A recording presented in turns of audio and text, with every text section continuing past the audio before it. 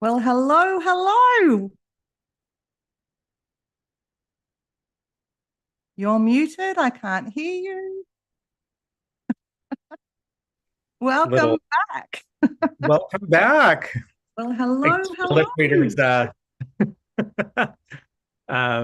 Yes, we are back and from our holiday break and ready to let's talk. Let's talk. Well, hello, everybody. For those that might not remember, I'm Leanne. And I'm Jason. And this is Let's Talk. This is a space where no topic is off limits. We're going to be discussing things from well-being to resilience, leadership, money, relationships, mindset, and so much more. And as always, here at Let's Talk, we bring different perspectives, real stories, and honest conversations because the things we don't talk about often end up being the things that really matter most. Yeah. So, our goal here is really simple it's to spark new ideas, to shift mindsets, to give you practical tools that you can use in leadership and also in your life. So, whether you're tuning in for inspiration, growth, or just a fresh perspective, let's talk. Let's talk. So, this is a new series we're beginning today. It's a conversation that sits underneath and underpins basically everything that we do. And this series is called The Neuroscience of Being Human. Now, you might have gathered from our last series that I am super passionate about neuroscience because it really is the storehouse. It gives us the answers to who we are and how we show up. And because we're talking about things like well-being, leadership, money, relationships, confidence, change, we really need to talk about the brain and the impact that the brain has on us. Yeah. And with my co passion around neuroscience, which, I love, Leanne, that we just really embed everything that we do here at Let's Talk through a neuroscience lens. Because everything we do here, how we react, decide, connect, cope, and lead is shaped by how our brain is wired. So, this first episode is our foundation to this new series. It's about understanding why your brain shapes everything that you do in life. So, not so we can excuse behavior, but so we can understand it better. And then when we can understand it, we have choice. So, this episode makes the rest of the series make sense. And I really want to do a bit of a deep dive into why neuroscience matters so much because as humans, for the longest time, we've been taught that humans are rational beings who occasionally get emotional. But the truth is that neuroscience tells us the exact opposite. We're actually emotional beings, we're social driven beings who occasionally think rationally. And our modern life um, doesn't really match the evolution of our brain and our ancient brain wiring. Like our brain is really primitive. We think we're evolved and we really haven't evolved that much. So, what Mhm. we need to do is talk about why we behave the way we do and understand the limitations of our brain so we can actually show up better, so we can survive and thrive, right? So, it's not just about surviving, it's thriving. Now, our brain kind of, if we think about it from way back when, on the savannah, when we were fighting the saber-toothed tigers, our brain's sole response was to keep us safe. And it hasn't really evolved that far, really, at all. It still looks for threat. So its number one job is threat detection. It's constantly scanning the environment for threat. And when that occurs, it has a significant impact on our internal system. Where social belonging actually matters, because if we were again on the savannah with the saber-toothed tiger, if we were on our own, that was certain death. So we need to belong to our community, our tribe, in order to survive. And, energy conservation is the other thing. Like our brain goes offline um, and conserves energy when we need to respond to the threats in front of us. So it takes all of our resources and pumps it in a different way in order for us to fight, flight, freeze, fawn. And we know that there's a couple of other ones, feed and fornicate, but we're not going to talk about those two today. So what people, when people struggle, it's actually not a lack of discipline. It's their biology colliding with modern expectations. And I say colliding because it does feel like that sometimes. Like we don't necessarily have the skill set to navigate that. And we're asking our Stone Age brain, really, our Stone Age brain to thrive in a high digital, high pressure, always on world. And this is why people are kind of at this tipping point and they flip their lid very easily because we're stretched to capacity. Our brains are struggling.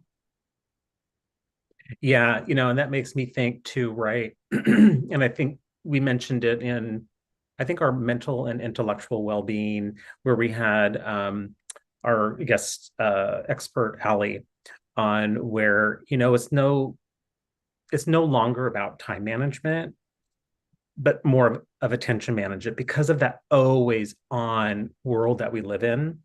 Um, and so much is grabbing our attention. So we got to learn how to throw that time management in the back seat of the car and really lean into attention management, because the brain's primary job is survival. And I think what's going to be a key within there, and I think you would agree with me, Leeanne, is that lean into attention management versus trying to manage everything in a time bound way versus in an attention way. Yeah, absolutely. Because, Yeah. I mean, attention management and also energy management. Like, Mm-hmm. you know, this part of our brain that we use for our executive functions is uses so much resources that we're exhausted a lot of the time. We're kind of running on empty. And so building the skills to navigate that, actually working with the brain in mind is what we need to do. But they don't teach us this stuff in school. No. So they don't teach us this stuff, so unless you're out there actively learning it, we're kind of a victim to it, this collision between our primitive brain and this digital always on world, as you said, Jason. So I think it's a fascinating conversation that we're going to have today and ongoing. Yeah. And so really at the end of the day, let's simplify the brain's role. Your brain has one core priority, and that's to keep you alive and socially connected. Whether that's your physical survival, paying attention to your physical being, which, makes me think about when we had PJ on for, physical well-being, and really paying attention to that, 20 minutes of exercise a day, healthy snacks, hydration, etc., along with your emotional safety, which ties back to our emotional well-being, right? Conversation that we had, and also, um, and really holding your emotional safety kind of in a sacred space, um, along with your social belonging. Um, Being able to read those cues, right? Of when it's like, okay, I've been social enough for the day or for the week, and I need to take some time out to rest, relax, rejuvenate, all that. So a lot of this is connected into our previous series, which is on the different dimensions of well-being.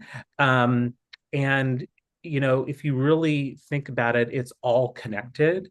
And so the more awareness that you have, the more insightful it is to know the entities around the neuroscience and being human.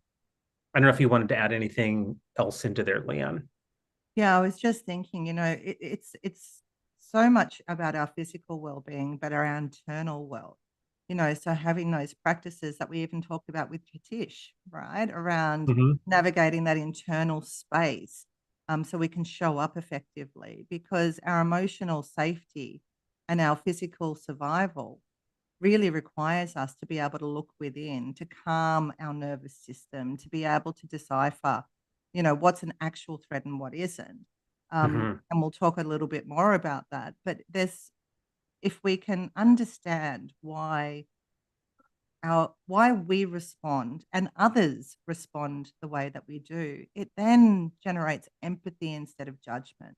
And I think Mhm. that's a really key thing. Can we be kind to ourselves and also have that same kindness for those around us when we understand that they're not trying to pee me off, right? Their brain is just in survival mode right now. And what can we do as a collective society to turn that threat down, especially with so much volatility that's going on in the Yeah. world at large? We've Mhm. got to be able to find ways to navigate this in an effective way and to share what we're learning with those around us. So that way we can all kind of turn the dial down on those threat states and show up the best possible way that we can. Yeah. Yeah, and I think that you hit a real button there in a good way, or as you like to say, the double click, right? With so much volatility going on right now, globally. And, like I know kind of a big central part of it has been on the US, where I live. Um, and, there's just, this part where the brain, how it distinguishes things, right? And it doesn't distinguish well, between what's a trigger, what's coming in the inbox, judgment, uncertainty, and rejection. And I think there's a lot of that happening at multiple complex levels right now. Yeah. And and so I think humanity's brains are really at a like almost at a cognitive load capacity right now where it's just like they have no more room to stretch. And so, I think that's why it's important, right, to take what we talked about in last series on all the dimensions of well-being and really marrying them along the way, because that's going to give individuals the space to be able to have a little bit more mental clarity, mental space, just even time just to think and reorganize sometimes. So Yeah. And I yeah. just wanted to add to that our brain doesn't know the difference between physical pain and social pain or emotional pain. Um, Mm-hmm. and it can't distinguish between, is this real or is this perceived? So whatever we're focusing on is going to impact the way our brain shows up. They've done studies under fMRI machines, and it shows that the same brain regions light up. So just to give you an example of this, because what I found over some time now is that physical pain and emotional pain, or a real threat, shows up in our brain the same way, but social pain lasts longer, right? And if you think about, we're social beings in our construct, in our work, in our families, in our community, in the globe. If this social pain lasts longer and feels stronger, we need to navigate Mm-hmm. this. And I often share this example when I'm in a training room of, some time ago, I fell over in a training room and I had a skirt on, and the skirt ended up over my head, right? Now, I remember the pain of the knee, right? Because I hit my knee going down, and that pain kind of was there, but it subsided fairly quickly. That embarrassment that I had in that moment when my skirt was over my head actually has lasted for years. So, this is what I mean by social pain lasts longer. So, when you talk about things like judgment, rejection, those sorts of things, we can't necessarily just turn it off, right? It stays with us. So finding our tools to be able to navigate that can make a difference. And the sad part is that um, it explains why even when things aren't life threatening, to our brain, it can still feel overwhelming. because of all of this that's going on in the world. Yeah. And that comes to the space because the brain is asking one question all day long, multiple times a day: am I safe? And um and what's interesting is, like, when you think about it, right, just at a base level, it's like, well, that's not, I mean, that's just a simple question, but it's it's asking, am I safe, in all these different areas of life and levels and complexities and everything. So, I think if people take that step back and really think about that one question that your brain is asking at a subconscious level all day long: am I safe? It actually puts a lot of other things into perspective and alignment. Yeah. And not only is it asking it all day long, it's scanning the environment multiple times a second. A second. Right? Mm-hmm. So that's, in the background, that's what it's doing consistently. And so with everything that's going on in the world, in our own world, like there's so much that we're navigating. And this is the survival brain, really. It's that fast reactive part of the brain that allows us to go, oh, tiger, run, or whatever. Like we don't want to sit there and think about it and go, oh, look, there's a tiger. What should I do here? Like it needs to be fast, it needs to be reactive, right, in order to help us survive, which is fantastic because it's scanning for threats multiple times a second. We're kind of looking at this. It acts really fast. We have no control over that flight, fight, freeze response, really. It just happens. Like before we Mm. can even consciously notice what's going on. So our brain will notice something, it will react, and then we come into the picture, which Mm-hmm. is really interesting, right? It's so we don't sit there and think about it. It just is this primitive uh, impulse in order to protect. And as you said, it can't really distinguish the difference. Is it an email or a tiger? To the brain, it's all a threat, and it creates this emotional response in us, which is this instinctive, impulsive desire to be protective of ourselves and those around us. And this is Mm-hmm. where, fear comes in when we sit with that fear, terror. It's where defensiveness comes in, because all of a sudden I've got to defend my position in order to survive. It's where people shut down. So the lights are on, but nobody's home. Like you can't really have a good conversation in that moment. It's where people pleasing comes in, that fawn response, where I'll do anything in order just to maintain my social status with you. And it's also where overworking kicks in, where we feel like we've got to keep doing more and more and more in order to survive and live, right? So that's the survival part of our brain, that instinctive, fast, reactive part.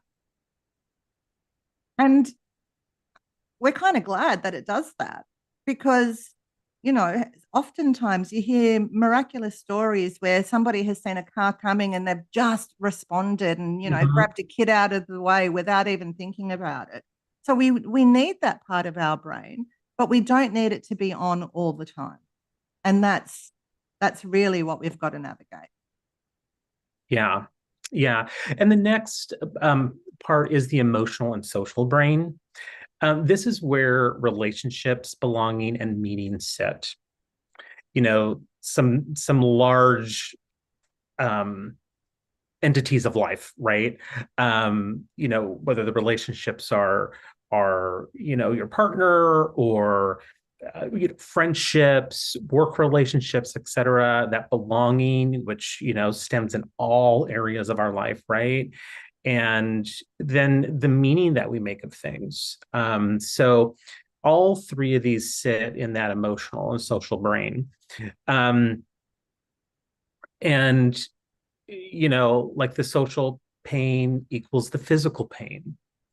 Um, Also, like I love that example that you brought up just a little bit ago, when you were in the training room and you fell over hit your knee, and it's just like that physical pain, right? It's like there for maybe a few days, but it's that other pain that is just like of embarrassment, of like, oh my God, I can't believe I just did that in front of like however many people you were training that day, Leeanne. And so, there's all these different narratives that, that keep happening, and the meaning that you make from all that, right? Right. And I was just Oh, going yeah. to say, sorry, Jason, when you talk about meaning, it's often not the events that matter. It's the meaning we attach to it. It's our opinion or our conclusion, if that makes sense. So, I might lose, for instance, do a trade on the stock market and lose $200,000. Okay, that's terrible. I've lost the money. But if I make that mean I'm a failure, I'm not good enough, I'm not worthy, whatever it is, like we then have this internal dialogue that then shapes just how much pain and suffering we go through. So, things happen in life and that's okay. But suffering comes because of the stories we attach. Oh, yeah, absolutely. And and I hear it a lot too with like different um people in my life, who I kind of help like on the side, whether it's even just from a listening capacity, right?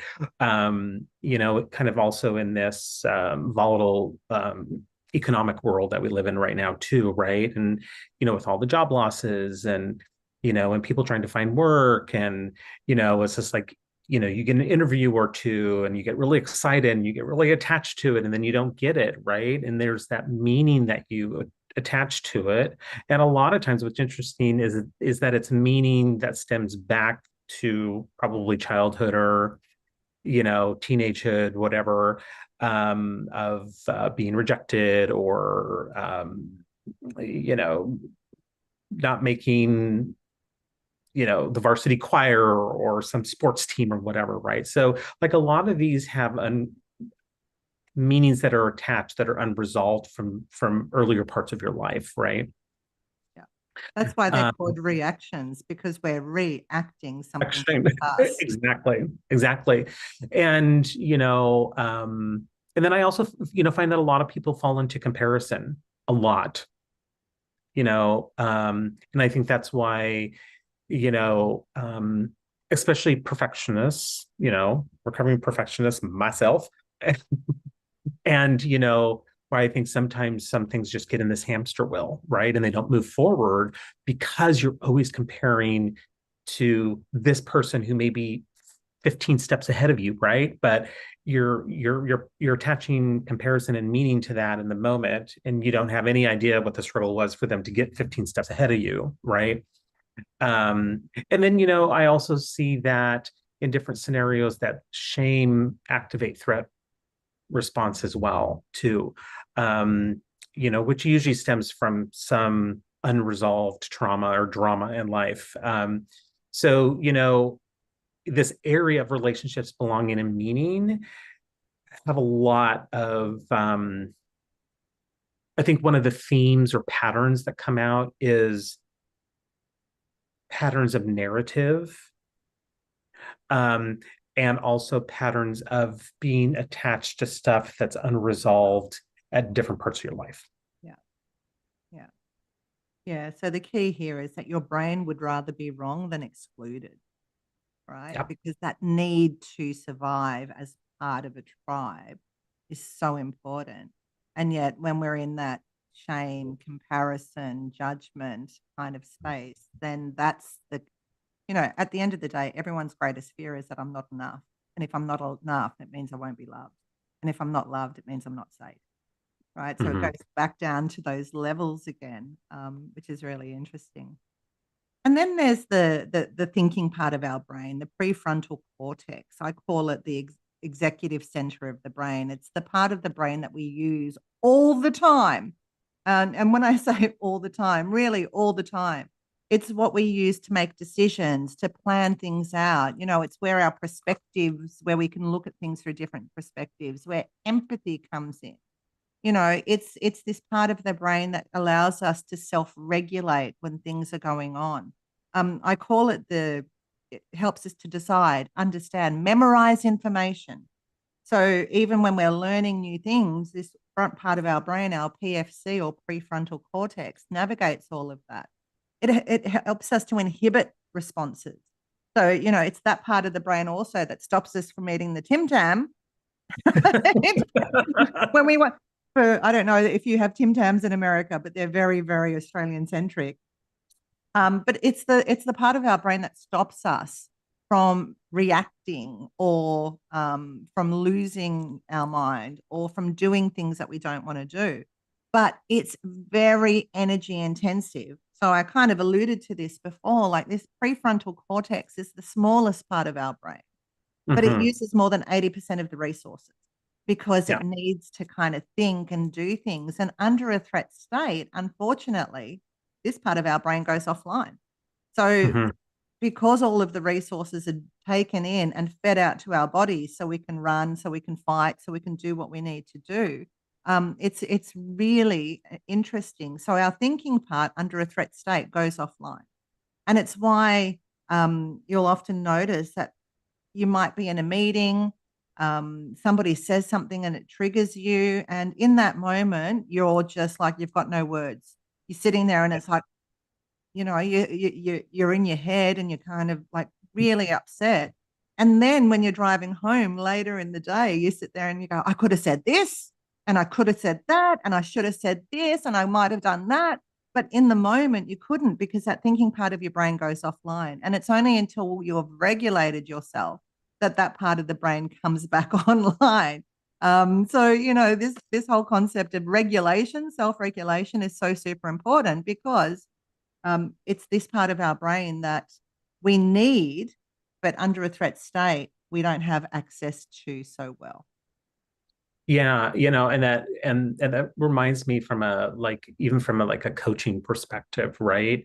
Where getting folks to understand that, that this executive function part of the brain, you know, is a very fussy part of the brain too, right? Like the attention span is very low.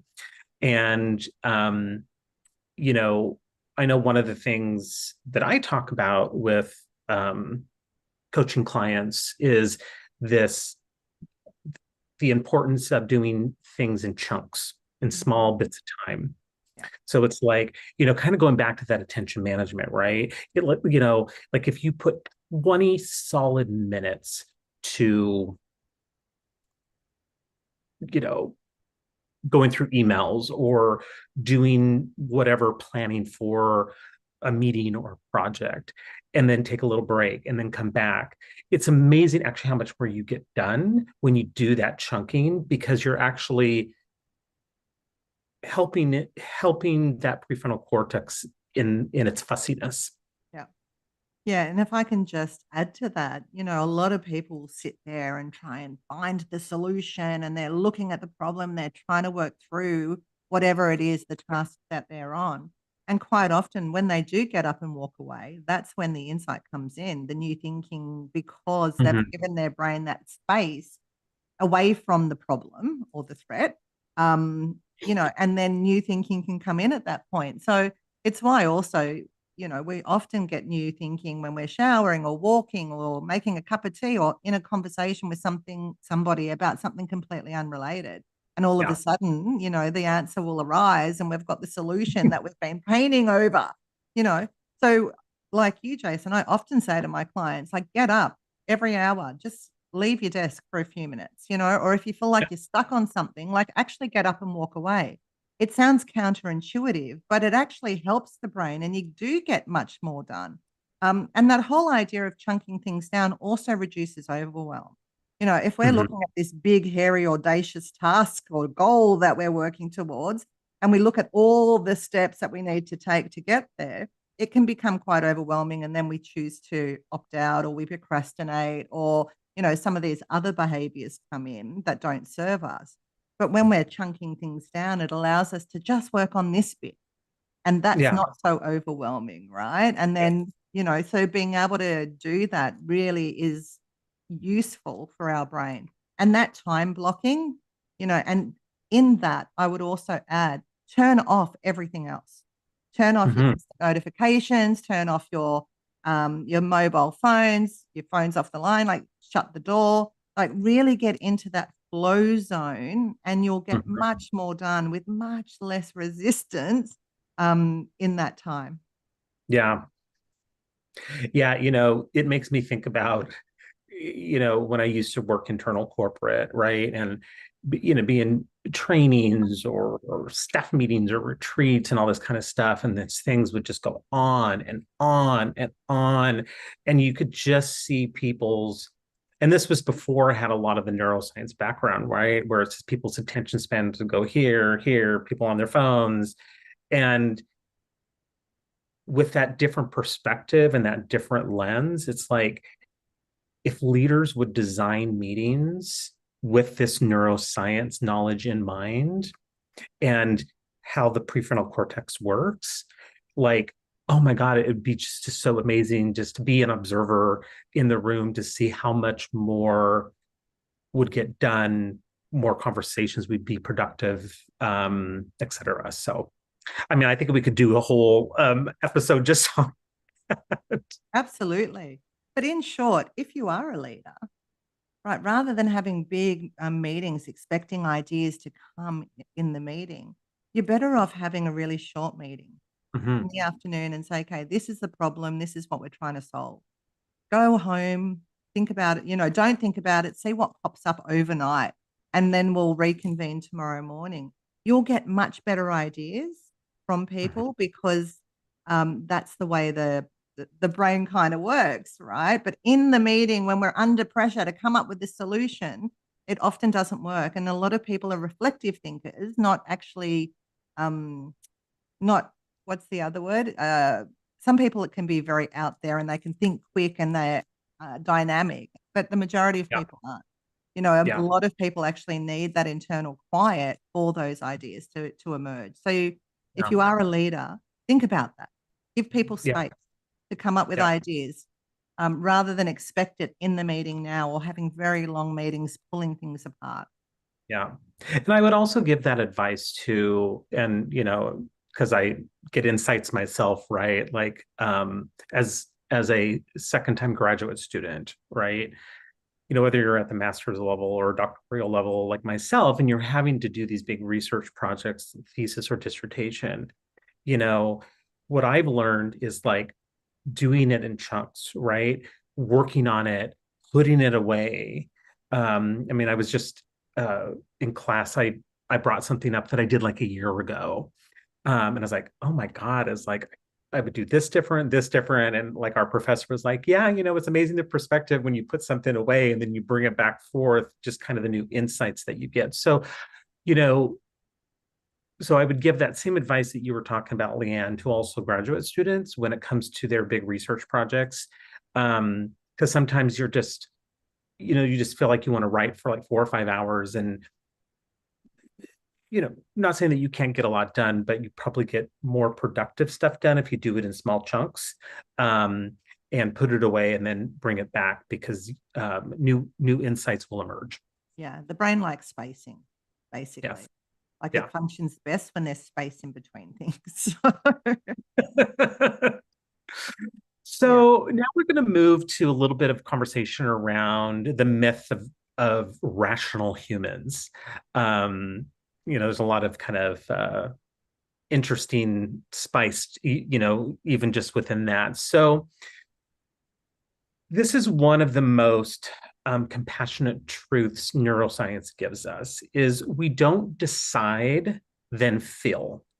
We feel, then justify. So I'll read that again. This is one of the most compassionate truths that neuroscience gives us as human beings is we don't decide, then feel, we feel, then justify. So, you can think of it in the area of emotion precedes logic. Biases are energy-saving shortcuts, and most behavior is unconscious. So if you think of those areas within that little sentence that I just read, it actually gives a lot of perspective and insight into this kind of conversation about, human beings being rational. Yeah. I mean, organizations have forever said, leave your emotions at the door when you come to work. But the thing is, we are emotional beings. That's it. Yeah. We can't turn that off. And our emotions are a lot of the time unconscious. Yeah. And habitual even. Like we can have the same kind of spaghetti soup of emotions over and over again because we're creatures of habit. So being aware of what uh, our emotional quotient is, where do Hmm. I spend most of my time? Am I happy? Am I stressed? And what can I do to change that is really a useful conversation to have. But our emotions kick in before logic does every time for ourselves and for others. So I love that it's the most compassionate way or thing that neuroscience has given us, that we feel and then justify. And that's really what happens because we feel things and then we're kind of trying to survive and we do this shape shifting and all this other stuff because of it. And biases are really interesting as well because they are mental shortcuts. People often say, oh, you're biased, it's bad. But bias isn't actually always bad. It can get in the way of things. And some biases really can be um, or can inhibit our ability to make good decisions, whether it's on hiring people or, in further investing in something that's not working. Like Hmm. all of these biases kick in, but they are mental shortcuts. And our brain, as we said right at the beginning, has a desire to conserve energy. It doesn't want to do the heavy lifting of thinking things through all the time. It would rather take a shortcut. So Hmm. we need to slow things down sometimes so we can actually get a complete picture. And this last one that you said about this unconscious, um, that to me is such an interesting conversation because we often think that people are consciously choosing to offend us or consciously choosing to respond in a particular way. But it's all unconscious. People are doing the best that they can. And it's not until we bring the unconscious into conscious awareness that we can actually start adapting and shifting things. So I think it's really important. I really love that concept because our unconscious emotions drive our behavior, which drives the outcomes that we get. Um, so again, we go back to doing the inner work, right? Making that conscious so we do have some choice around it. So change isn't really about more willpower. It's really about working with the brain. Willpower will only get you so far, but your brain will continuously kick in. So we really need to think about that and work with the brain in mind so we can navigate this thing called life. Yeah, exactly. And, what comes to mind is that, you don't shame a nervous system into safety, or you don't logic a threat response away. You can't logicalize it. No, no. And, and, I think there's a lot of people, I think, who feel that they can do the opposite. But at the end of the day, like, you can't shame your nervous system into like a safe space or, um, that logic, um, uh, logic a threat response away. I had to like rethink that for a I know. I moment. think I threw you off with my logicalizing made up words, my Leanneisms there. Yeah.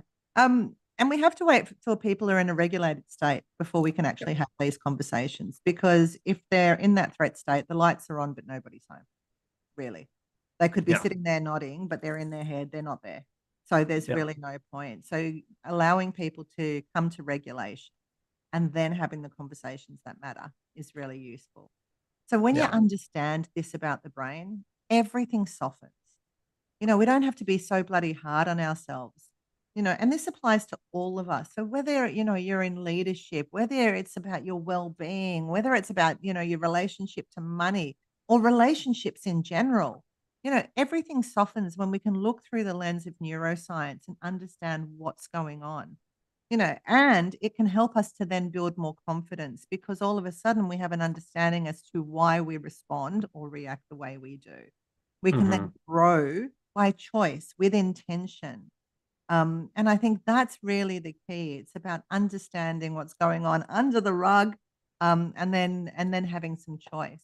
And we often have to reflect. Like reflection is one of our best goals. Like what happened? What was the trigger? How did I react? Is this a pattern that I see coming up often? And if so, what can I do about this so I can actually show up differently? Yeah. And where am I judging myself harshly for something that's actually biological? I remember I was coaching a woman and she said, every time this happens, she said, my brain loops out and I can't find words and, I feel stupid. And I'm like, that's actually, you don't need to feel stupid. That's our brain. That's its job. Like you actually can't find words in that point. The thinking part of your brain's gone offline. Bye bye. Um, and that gave her so much compassion for herself and understanding that her confidence then grew. It's like, okay, there's not something wrong with me.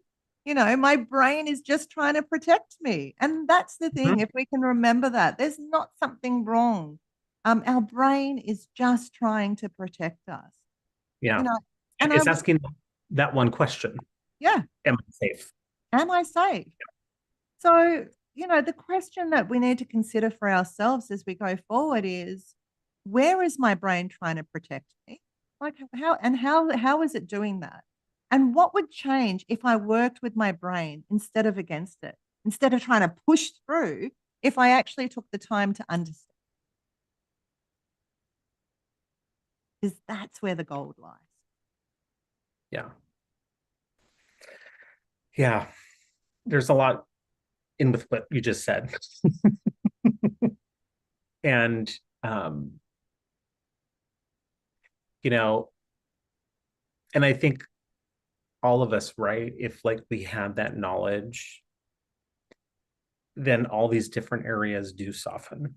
Mm, And it'd be, you know, because one of the things that I've thought about a lot, through even our last series and starting this series, it's like, God, if I would have had this knowledge, 20 years ago in my late 20s, just the difference I would have seen in different parts of my life and different experiences, and like the overthinking that I was doing that I really didn't need to do. And yeah, so I will say that, I think a lot of the younger generation, because neuroscience is so much more prevalent now, right? And it's talked about more and it's embedded more and all that. It depends which continent you live on. Um, I think there's actually uh I think it was Denmark, I think, if I remember right, that I read at some point last year, like from ages like 6 to 16, like every child has to take classes in empathy, yeah. you know, and so, I think that's where the younger generation, I think, has a benefit to, you know, 20 years ago for me, where a lot of this stuff wasn't, I mean, it was talked about, but it wasn't talked about how it is now. Yeah. Um, so And you're right, Jason. I think the younger generation have got more access to this. And also, I mean, the neuroscience wasn't really around back then. Brain scanning wasn't around, fMRI machines. They couldn't actually see what was going on inside the brain, whereas now they can. And it's evolving radically. Um, and we're learning more and more. And I think that's such a beautiful thing. And for yeah, us that are, what are we? Gen Xers, like whatever we are, like the oldies. Gen X. We are Gen X, Right? the We're sandwich going to learn generation. this stuff, right, in order to show up well. I had a conversation with one of my kids just this week because you were talking about the younger generation, and they were trying to make a decision about whether to do something or not. And they Yeah, were bringing in all their past trauma, all their past fear, all their past, and making a decision from that. And one of the conversations that we were able to have is like, okay, I hear all of, but why don't we actually try and make a decision from today, not bringing that in? But unless you've got somebody to actually have those conversations with you, all of that past stuff is going to shape your future because you're not actually working it through. And so yeah, having a coach, a therapist, again, doing the work, having a coach, a therapist, journaling, anything that we can do to kind of understand ourselves better and go, oh, this is this happening again. And I actually would like to make a different choice. Yeah. So I think it's really interesting. And my kids, I think I've said this in the previous series, they're forever rolling their eyes at me and go, seriously, this is not a coachable moment. But they're all coachable moments. Yeah. No, Yeah. they're all teachable, they're all learnable. And as adults, even us Gen Xers, we need to learn more Yeah. about this stuff so we can show up more effectively. Yeah. Absolutely. So, with that, it's like this episode really sets the lens for everything that's going to be following um over the next several weeks, which Leanne and I are like incredibly excited about. So so we have a lot that's going to be following here, and I'll turn it over to you before we go to our top tips and books Yeah. and resources. I think I just want to close out today with saying something like, when we understand our brain, we have agency, Mhm. and agency changes everything. We don't have to be a victim to our emotions. We don't need to be a victim to what's going on. We have choice. So I just want to kind of finish off with that because in the next episode, we're going to unlock and explore how our brain works under pressure and why stress hijacks clarity, energy, and control. So we've kind of done a high level talk about that, but we're going to go into more detail in relation to that next week. So I'd like to thank you all for being here and being curious about what it really means to be human because we're all humans having this experience and learning on the job with training wheels, for a lot of us. So if we can help you do that better, that's much, that's what we're trying to achieve here anyway. Yeah, yeah. And I think that being curious, I think, is so important because when you're curious, less judgment automatically um, creeps in. Um, and it just, I don't know, just with everything going on in today's world, I just think, um, if people were more curious, you know, uh, then more compassion would be there. You know, um, and I just think of like all these, you know, just all the stuff that's happening. I'm like, if these leaders had a little, just even a little bit of emotional intelligence training, a little bit, like how different things would be. So, I think what we're bringing forth, Leanne, I think is so important and it's so needed right now. Um, and I'm glad that we're in partnership together, having these conversations and bringing those conversations to light and just giving people some tools to put in their toolbox to just move through this complex life a little easier. So Yeah. yeah. There's so much that I could say to that, but I won't. I'm just glad we're having these conversations too, um, because our brain likes people that are like us, and Yeah. we have to work harder um, to have compassion and empathy for those that are not like us. Yeah. But do unto others. That it's the golden rule. Like treat others the way they'd like to be treated, but also the way you'd like to be treated. Mm-hmm. And I think you're right, Jason. If more and more people had more EQ skills, that emotional intelligence, it would be a different. Yeah. Yeah.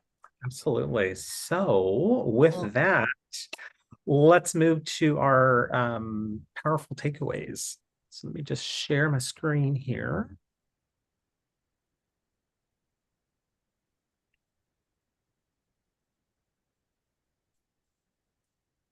Okay. So, do you want me to go through the top tips? you can do that. So, from today's fruitful conversation, and hopefully folks that were able to listen live, and for those that, will be able to listen, when you have a moment, the three top tips from today's conversation is first, stop judging behavior and start understanding the brain. Stop judging behavior and start understanding your brain and how it works. And so much, like you said, will soften. Second, you don't think your way through life. You feel first, then you justify. And do you need to double click, Yeah, Leeanne? that's okay. I was just going to say, like, most of what we do is not a character flaw Yeah. or a lack of discipline. It's a biological response shaped by safety. So, stop judging behavior. I think it's so important that we remember that this is a biological response shaped by our need for safety, not a character flaw, not a lack of discipline. So have empathy. Sorry, Jason. I just wanted to jump in with that because I think that was super important. No, no, no, no, no. And thank you for adding that in, Leanne. And again, I'll go through the second one is that don't think your way through life. You feel first, then justify.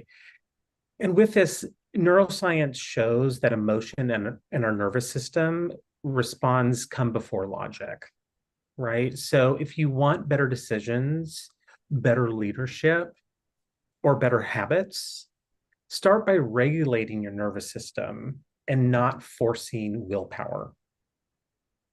Yeah. So I know we've talked a lot about self-regulation today, but that self-regulation just stems in so many different areas. Um, and it also helps your brain um, kind of give it a break a little bit, so that it doesn't have to work so hard.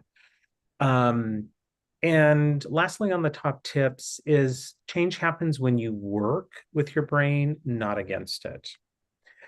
So lasting change isn't about pushing harder or doing more.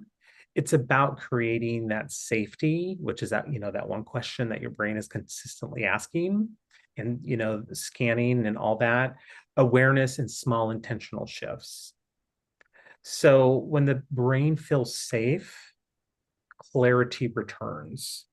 And I know that we'll expound upon that next week. And when clarity returns, choice becomes possible.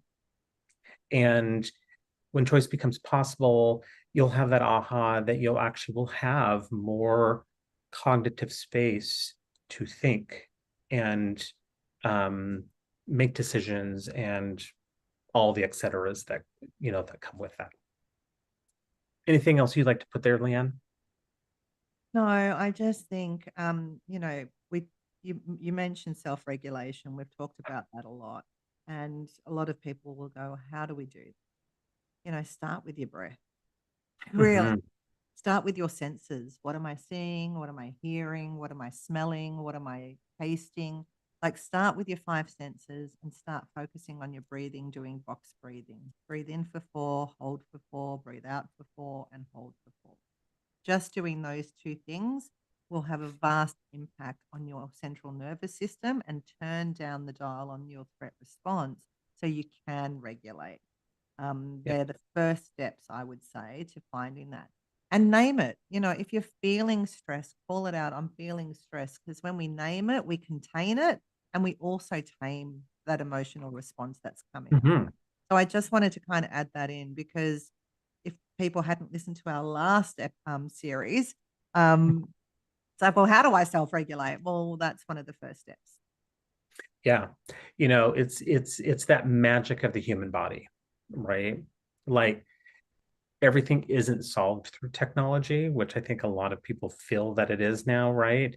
Because we're so digitally connected, but there are things turning, like flipping the page back to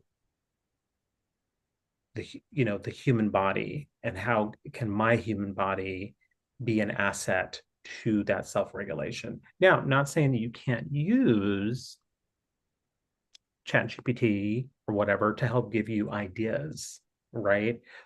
But the central part of it is actually you doing that work of that breathing, et cetera, all the things that you talked about, Leanne. It's an inside job. Inside job. It's an inside job. Okay. So we'll move to the next, which is our top books and resources. Yeah, so I wanted to talk about two things here. The first one is a TED Talk, The Biology of Our Best and Worst Selves. It really gives us a bit of an insight into why humans do what they do. So, if you want a short, powerful companion to this episode, this TED Talk by Robert Sapolsky really captures the understanding of the brain and how it changes how we judge ourselves and how we judge others. So, a really useful podcast to go and have a look at. The other one that I wanted to mention here is this book called Psycho-Cybernetics. Now, this is an old book, like it's been around for long, long time, long before neuroscience became mainstream, actually. But what's fascinating is how much of it, or how much of modern day neuroscience now confirms that the brain actually works like a setting system and that our self image quietly shapes our behavior, decisions, and results. So it gives you strategies and tools to shift some of that internal dialogue so you can actually show up and do what you need to do more effectively. So it's interesting that it was like before neuroscience, but that neuroscience is now confirming why this sort of stuff works.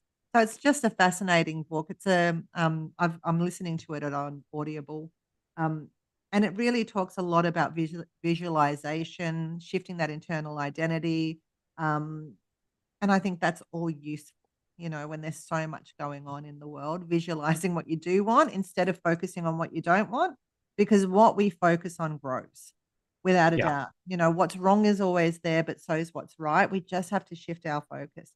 Now, that doesn't mean that we don't need to stand up and in the face of what's wrong and actually make a difference. But we also can focus on what's right and what we want going forward. So Yeah. they're the two resources this week. Yeah, and for our listeners, easy access to the link. We'll put it within our YouTube channel, so you can just go there and in the comments and click the link and watch the TED Talk if you would like. All right, so I'll stop sharing here. So thank you, Leanne, for those top books and resources.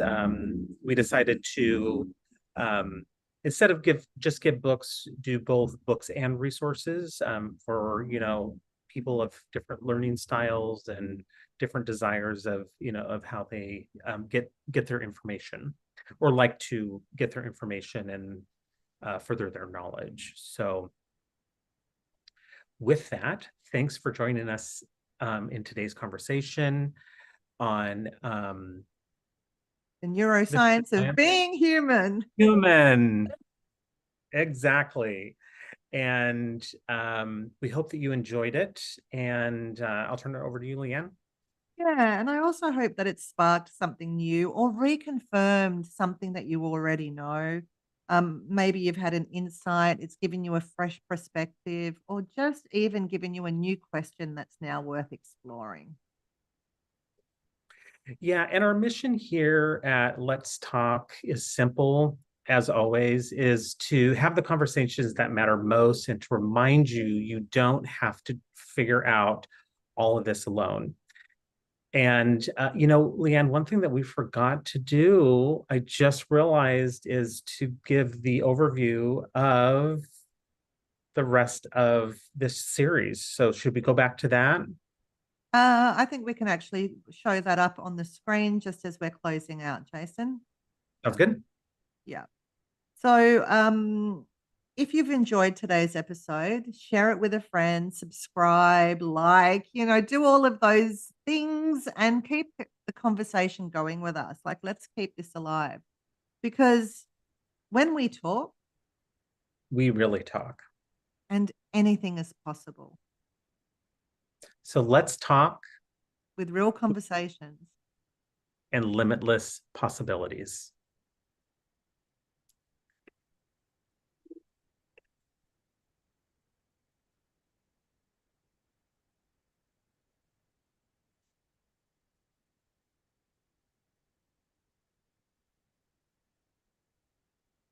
As Jason said, here are the upcoming series.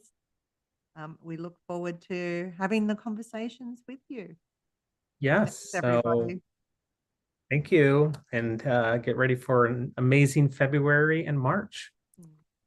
See you next week. See you next week.